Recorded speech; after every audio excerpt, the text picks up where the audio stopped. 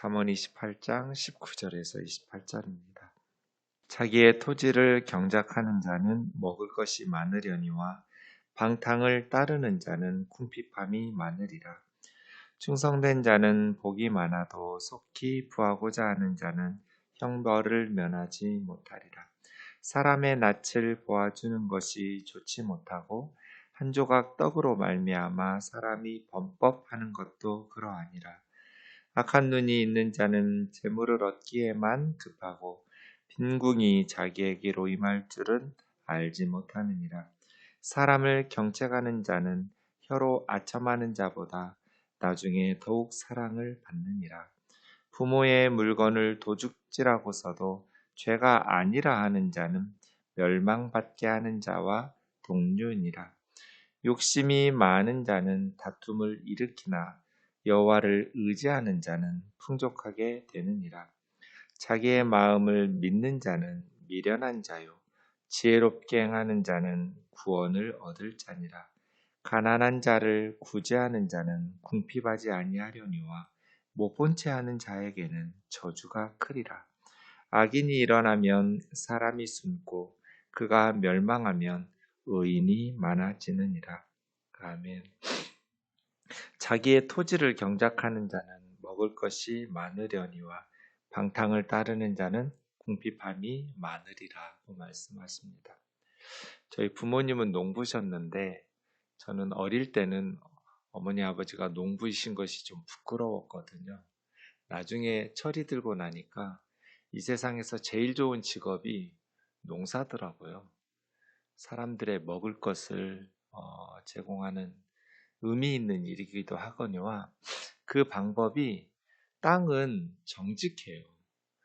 장사를 하거나 다른 것보다 말로 속이거나 이런 게 안 돼요.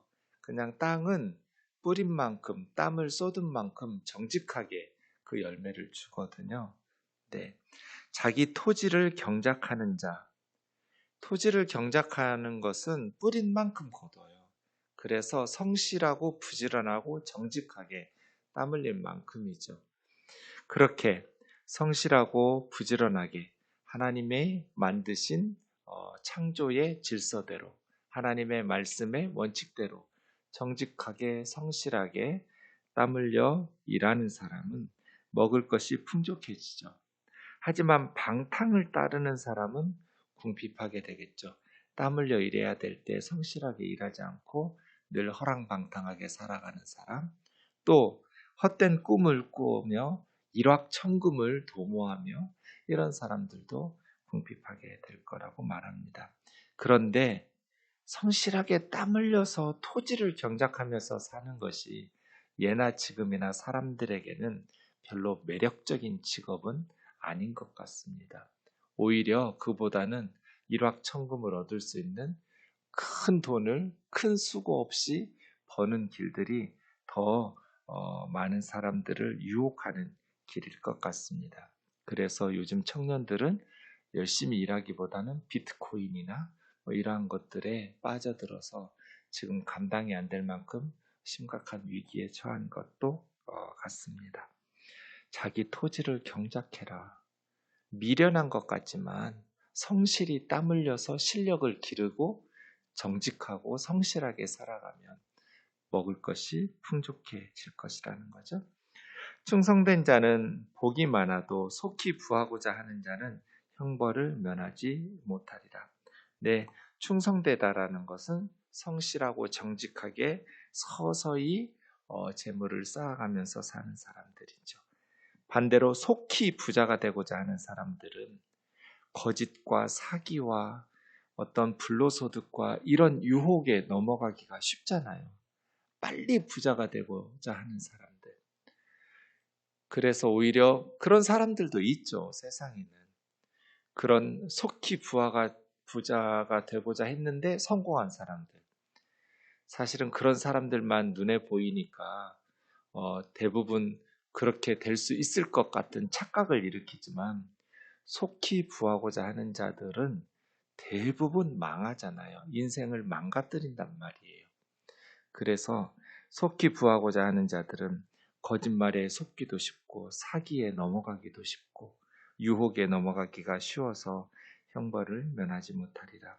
충성스럽게 어리석어 보여도 성실하게 실력을 쌓아가면서 자기 토지를 경작하듯이 인생을 살아가야겠죠. 직업이 무엇이든지.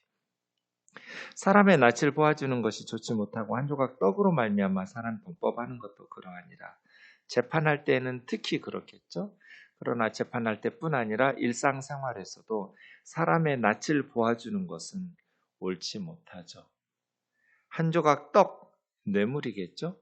뇌물 때문에 죄를 짓는 것도 옳지 못하다. 언제나 정직하고 진실하게, 그래야 이 사회가 바르게 하나님께서 주시는 복을 누리며 살아갈 수 있겠죠. 악한 눈이 있는 자는 재물 얻기에만 급하고 빈궁이 자기에게로 임할 줄은 알지 못하느니라.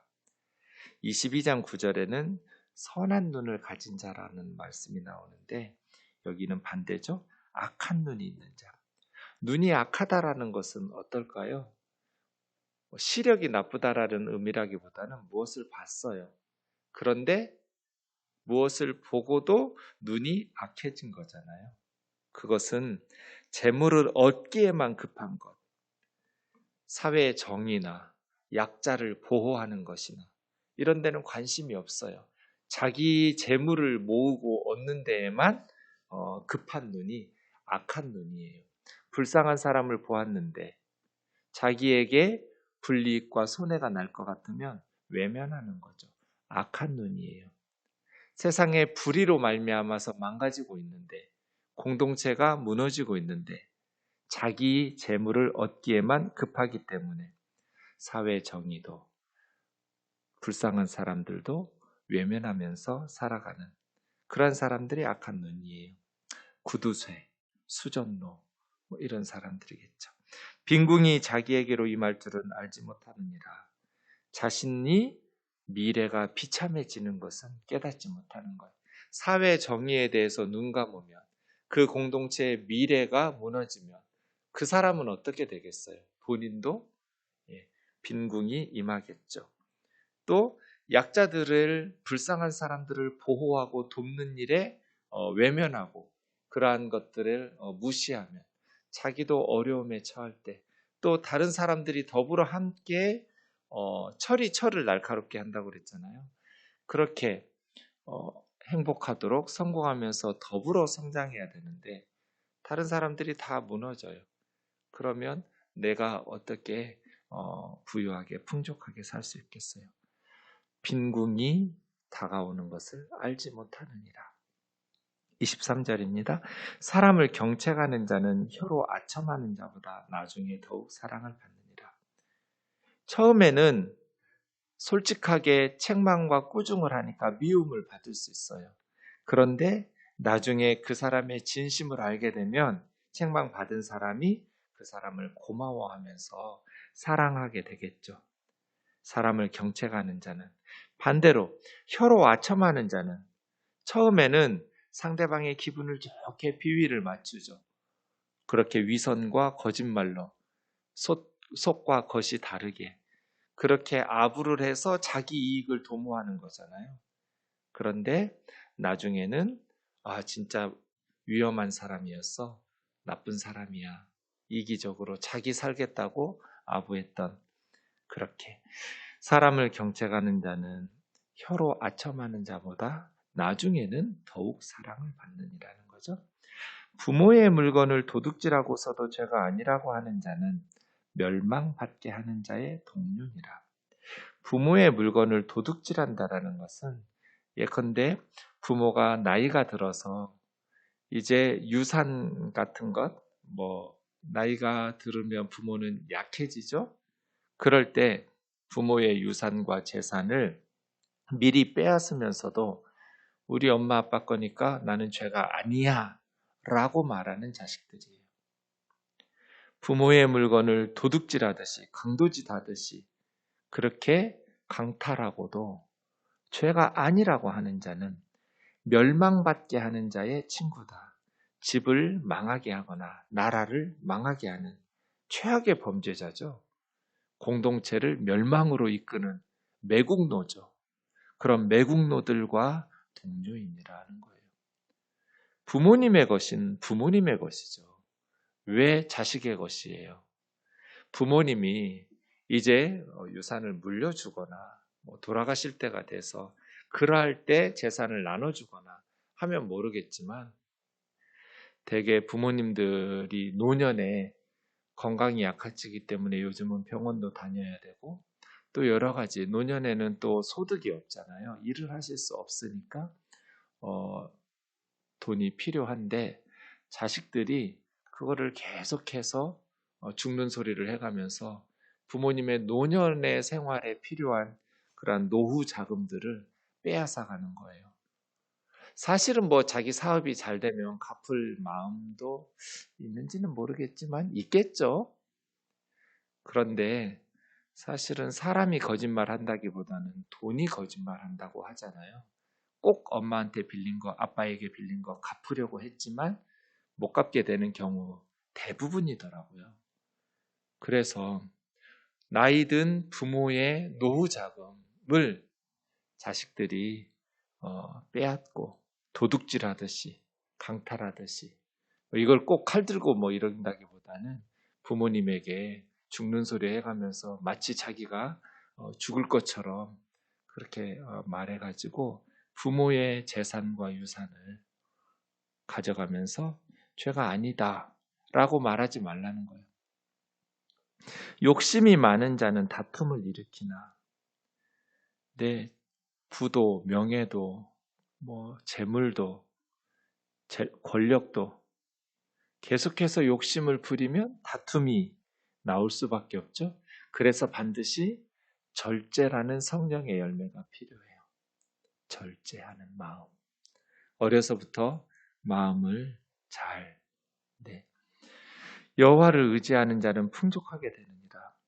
어떻게 절제할 수 있을까요? 다툼을 일으키는 욕심이 끝이 없이 생기는 이 세상 가운데에서 끝없는 욕심을 부추기기 쉬운 그 욕심에 넘어가기 쉬운 이 세상 가운데 살면서 어떻게 자족하는 마음을 기를 수 있을까?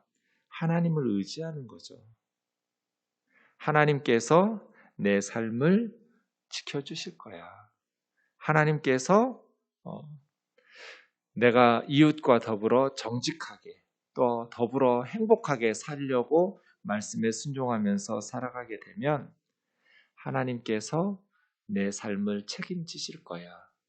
성실하고 정직하게 토지를 경작하는 마음으로 진실하게 땀 흘리고 정직하게 씨 뿌리며 살려고 하는 자. 그러면서 여호와를 의지하게 되면 풍족하게 될 것이다. 인생은 욕심을 가지고 사는 것이 아니라 하나님을 의지하는 믿음을 가지고 살아야 되는 것이죠. 욕심을 가지고 살게 되면 끝없이 다툼을 일으키는 자가 돼요. 형제지간에도 욕심 때문에 우애가 깨지잖아요. 하나님을 의지하게 되면 평화롭게 더불어 함께 행복하게 살 수 있겠죠. 자기 마음을 믿는 자는 미련한 자요 지혜롭게 행하는 자는 구원을 얻을 자니라. 자기 마음을 믿는 사람들, 자기 생각이 옳다고 착각하면서 하나님의 말씀과 스승들의 교훈을 무시하면서 살아가는 사람들은 미련한 자죠. 내 생각이 옳다고 착각하면서 살지 마라. 하나님의 말씀을 항상 귀 기울이고 지혜자들의 교훈에 귀를 기울이는 것이 지혜로운 것이죠. 지혜롭게 행하는 사람은 자기 마음을 믿지 않겠죠. 자기 명철을 의지하지 않고 하나님을 신뢰하면서 하나님 의지하면서 살기 때문에 위기적 상황에서도 구원을 얻을 것이다 하는 거죠. 가난한 자를 구제하는 자는 궁핍하여지지 아니하려니와 못 본 채 하는 자에겐 저주가 크리라. 역설적이죠? 가난한 자를 못 본 척해야 부자가 될 것 같은데 역설적으로 가난한 자를 구제하면 궁핍하지 않게 된다. 왜 그럴까요? 하나님께서 기뻐하시거든요. 제가 목회해 보니까 정말 하나님은 말씀대로 해요. 가난한 자를 구제하고 긍휼히 여기는 사람들은 하나님께서 궁핍하지 않도록 부족하도록 궁핍하게 살도록 놔두지를 않아요. 반대로 가난한 사람들, 위기에 처한 사람들을 못 본 채 하면 넉넉하고 부유하고 행복하게 살 것 같지만 행복하지 못하더라고요. 하나님이 우리 양심을 그렇게 만들어 놨어요. 우리 삶이 언제 의미를 느끼는가? 우리의 삶이 언제 행복을, 진정한 평안을, 진정한 자유를, 진정한 삶의 의미를 발견하는가? 우리가 다른 사람의 짐을 나누어지고 책임을 짊어지고 이타적인 삶을 살아가려고 할 때 그것이 세상적으로 보면 손해나는 일인 것 같지만 그것이 남는 장사예요. 진정으로 우리가 기쁘게 되고 내 삶이 가치 있다고 여기게 되거든요. 반대로 이기적인 삶을 살게 되면 이 세상을 살아가는데 더 지혜로운 방법 같고 더 남는 장사인 것 같지만 그렇지 않더라고요. 왜냐하면 우리 본성이 알아요. 내가 저열한 인간이라는 것, 내가 이기적이고 나 자신만을 아는 하나님께서 기뻐하시지 않는 마음으로 살아간다라는 것을 내가 알기 때문에 이거 예수를 믿으나 안 믿으나 진정한 행복과 자유를 누리지 못하게 되더라고요. 내 삶에 의미가 없는데 그냥 재산을 모으고 세상의 성공만을 위해서 살아가는 이기적인 내 삶이 무슨 의미와 가치를 느낄 수 있겠어요? 본인 스스로가. 그래서 우리는 이타적인 삶, 예수님을 닮아가는 삶, 가난하고 어려움 가운데 처한 사람들을 못 본 채 하지 않으려는 마음의 자세를 가지고 살아가는 사람들이 하나님 앞에서 참된 지혜로운 것이죠. 악인이 일어나면 사람이 숨고 악인이 멸망하면 의인이 많아지느니라. 12절 보시면 반대말이죠. 의인이 득이하면 큰 영화가 있고 악인이 일어나면 사람이 숨느니라. 네. 악인이 일어나면 사람들이 숨어요. 왜 그러겠어요? 폭정의 위협에서 벗어나려고. 악인이 득이하고 악인이 일어나면 사람들은 이민을 가든지 그 사회에서 이따가 죽으니까 수탈당하니까 숨겠죠. 그러나 악인이 망했어요. 그러면 숨은 곳에서 다 나오겠죠. 의인이 많아지느니라. 29장 2절에도 그렇죠.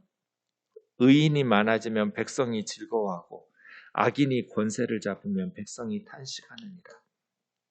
의인이 많아지면 백성은 즐거워하고 악인이 권세를 얻으면 악인이 일어나면 백성들은 탄식하면서 숨게 되겠죠.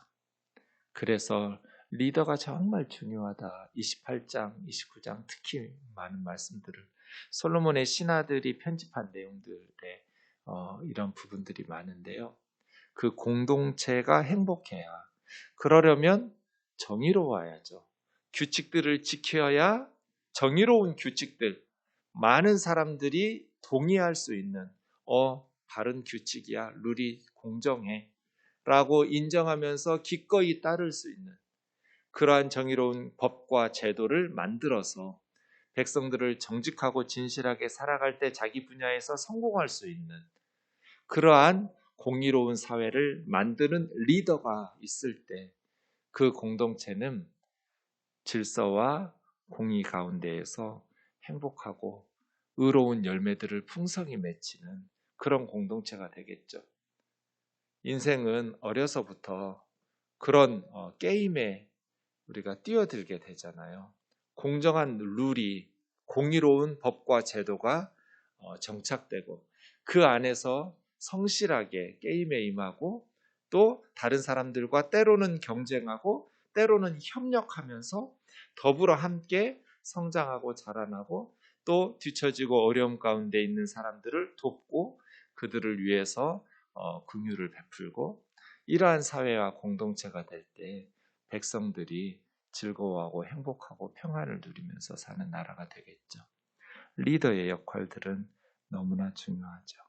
그런 의미에서 하나님께서 잠언의 말씀들을 우리에게 주신 것들을 기억하면서 어려서부터 토지를 경작하듯이 정직하게 땀 흘리고 성실하게 실력을 길러서 하나님께서 주시는 복을 누리면서 자신과 공동체가 더불어 함께 행복하게 살아갈 수 있는 그러한 인생을 살도록 우리 아이들에게 가르치고 또 기도로 양육해야겠습니다. 기도하겠습니다. 사랑하는 하나님 아버지, 감사합니다. 세상이 어떠하든지 하나님의 말씀을 경청하면서 지혜자들의 권면을 귀 기울여 하나님이 기뻐하시는 삶, 우리의 삶의 의미를 값지게 만들어가면서 말씀 순종하며 살아가도록 인도하여 주옵소서. 오늘은 6월 25일입니다. 주님의 은혜로 이 민족이 전쟁의 잿더미에서 이렇게 자라났는데 하나님 앞에 겸손하게 하나님의 은혜를 구하면서 한반도의 평화 프로세스를 다시 작동하고 발전시키고 민족이 자주적이고 평화적이고 민족 대단결의 통일을 향해서 나아가 저 북녘의 동포들에게 우리 주 예수 그리스도의 생명의 복음이 전파될 수 있도록, 그래서 다시는 이 땅에 비극적인 전쟁과 갈등과 고통이 반복되지 않도록 지혜를 더하여 주시고 하나님의 은총을 베풀어 주옵소서. 예수님의 거룩하신 이름으로 기도하옵나이다. 아멘.